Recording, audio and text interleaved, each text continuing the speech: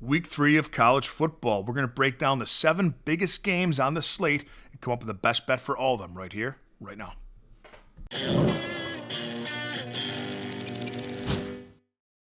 Greetings, everybody. Welcome back to the show. And for joining us for the first time, welcome to the jungle. I've got 7 bets in the 7 biggest games in college football for Saturday, September 13th, and I'm going to leave 2 links for you in the comment section of the video.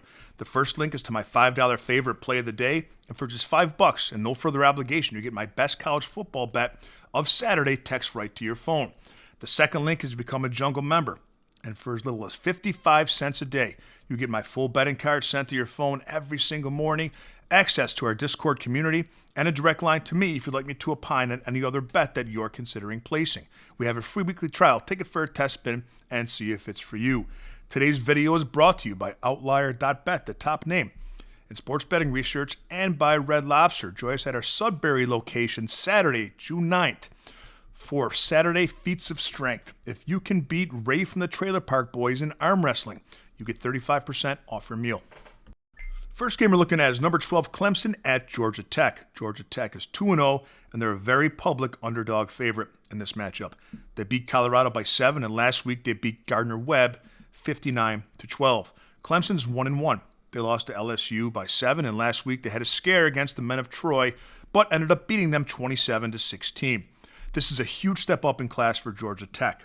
People are on the Yellow Jackets in this game because Clemson hasn't yet realized what we thought they'd be this season.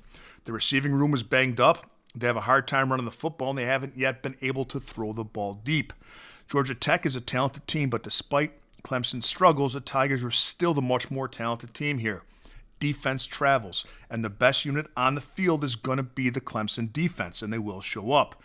People have concerns about Clemson and the way they've played the first 2 weeks, but the biggest concern that I have in this game for either team is the way that Georgia Tech has turned the ball over. 5 turnovers in the first 2 weeks, 3 against Colorado and 2 against Gardner-Webb. 2 defenses much inferior to Clemson. If Clemson's able to win the turnover battle early, which I think they will, this could get lopsided quickly. Now they're sitting around the money line because they haven't played as well as we thought the first 2 weeks. Clemson has at minus 145 on some books. If you can get them on the money line for anything less than minus 150, that's the play. But if not, I wouldn't hesitate to lay the 3 with the Clemson Tigers. Second game we're looking at, it is number 18, the media's darling, South Florida, USF at the Miami Hurricanes, number 5. Here's another public dog here. People are loving what South Florida has done the first 2 weeks, but is Florida really that good?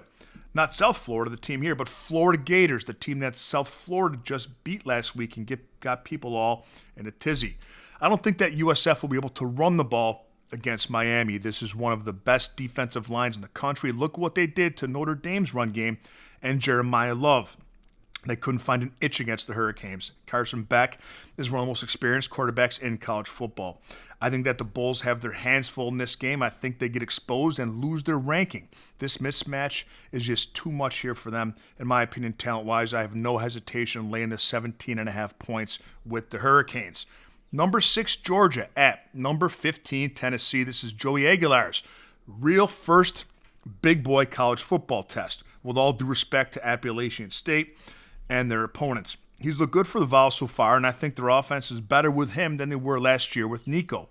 But taking a step up in class against Kirby Smart's Georgia defense gives me the same vibes that Bryce Underwood gave me last season going up against that Oklahoma State defense, and we cash big on the Sooners. I think the Georgia defense will be smothering. Gunnar Stockton isn't my favorite option to back, but he runs the offense and doesn't turn the ball over, and Aguilar has a gunslinger mentality. I can see him taking some chances that lead to turnovers for the Tennessee offense. Georgia has dominated this rivalry, and until Tennessee gives you a reason to back them against the dogs, the play is going to be Georgia here, minus 3. Florida at number 3, LSU. LSU is laying 7.5 at home, Death Valley. Florida has not looked good. I don't know if DJ Legway is it, and I'm pretty sure that Billy Napier isn't it either. He's got a record of his 20-20 since he took over the Florida Gators. They just lost to USF, and looking at their schedule, USF is probably the 10th best team out of the 12 that they're playing, in my opinion. next week, they have to play the Hurricanes as well. Looking at this is a tough sandwich for them, man. They're in LSU, which is a terrible place to be for this Florida team who needs a win desperately and knows that Miami is lurking next week. And say what you want about Clemson, but LSU victory over them was a good victory. I think LSU is one of the best teams in the country. They're ranked third, and I still think that Clemson is better than people think.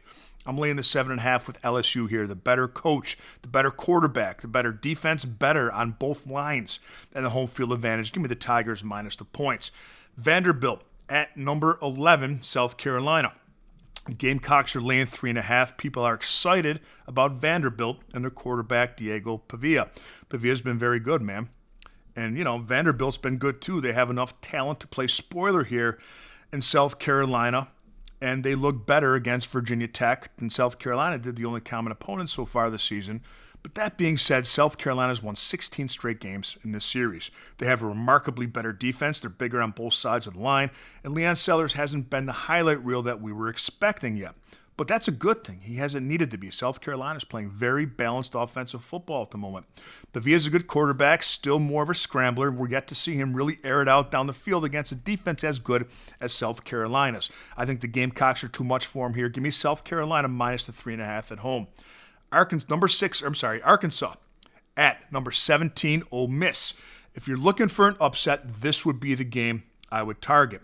Ole Miss is laying 6.5 at home. I think Arkansas has a huge quarterback edge in this game with Taylor Green over Austin Simmons. Green has completed 72% of his passes this season and has 10 touchdowns already in 2 games. And it's not just a fluke. Green was brilliant last season in their upset wins straight up against Auburn and Tennessee. Simmons from Ole Miss hasn't passed the eyeball test yet for me. He looked very confused at times against a good Kentucky defense, and Simmons has 3 touchdowns against 4 interceptions. Ole Miss has failed to cover the spread in 4 of its last 5 home games against SEC opponents, and this isn't the same Ole Miss team that we're used to. I think the quarterback play took a huge nosedive when Jackson Dart went to the NFL, and they're primed for an upset at home. My rule is I never take the points with an underdog unless I think they can win the game outright. Well, I do think Arkansas can win this game outright, but if someone gives you the points, you always take them. Give me the Razorbacks plus the 6.5. And the last game we're looking at, number 16, Texas A&M against number 8, Notre Dame. I don't think Texas A&M can do to the Irish running game what Miami did. I think Miami's a top 10 team in the country and every bit a national championship contender. The Irish rely on explosive running plays and elite defense, and I think they'll be able to get that run game going against a Texas A&M defense that has not been good this season against the run. They're 2 opponents who are far inferior than anyone they're going to play worth anything. UTSA and Utah State had a combined 7 explosive rushing plays against the Aggies defense. And they're near the top of the nation so far in missed tackles. That's a huge concern facing a Notre Dame team who was first last year in the country in explosive run plays. Texas A&M quarterback Marcel Reed has looked very impressive against inferior opponents, but this Notre Dame defense is different, and I think the Aggies get overwhelmed on both sides of the ball here. Give me the Irish minus the 6.5 at home. Let's have a day, Jungle Nation, and I'll see you next time with a little more money in your pocket.